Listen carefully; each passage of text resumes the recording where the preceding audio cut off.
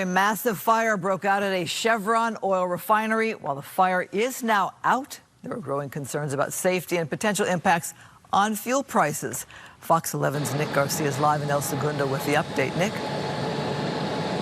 Well, Christine, I just checked the air quality. It's good here right now. That's according to airnow.gov. That's a resource you can use to check air quality in your own neighborhood.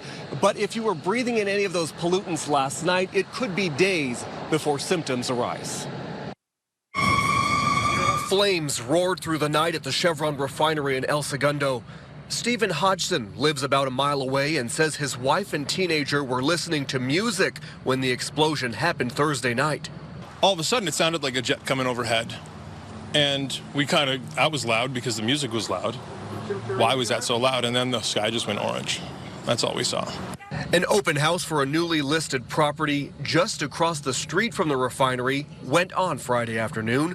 The realtor thankful the fire was contained to the refinery. I think everybody's just a little on edge because we've been through so much with the fires recently, and this kind of thing doesn't normally happen here. In Chevron, there's not that many. We'll have occasional flare-ups, but it's nothing, alarming. No evacuation orders have been put in place. Stand by. Among the post-fire concerns, possible pollutants like phosgene, which would not be present at the average fire. They penetrate the lungs, they cause swelling and water in the lungs, and the effects can be days later, and people end up in the hospital. Pulmonologist Eli Hendel says even if you're not experiencing shortness of breath, your oxygen levels could be impacted.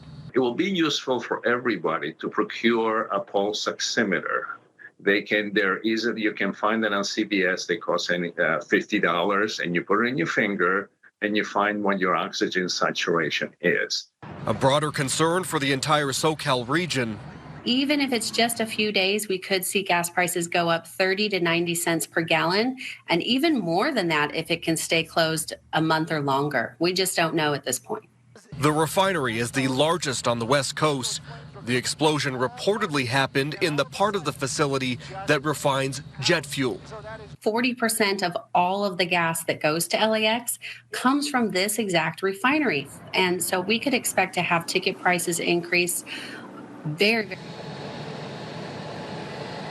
So far, no impacts to flight prices or ticket prices over at LAX yet, but we'll keep an eye on that. Thankfully, no injuries reported, and the refinery has now confirmed all of their workers are safe and accounted for.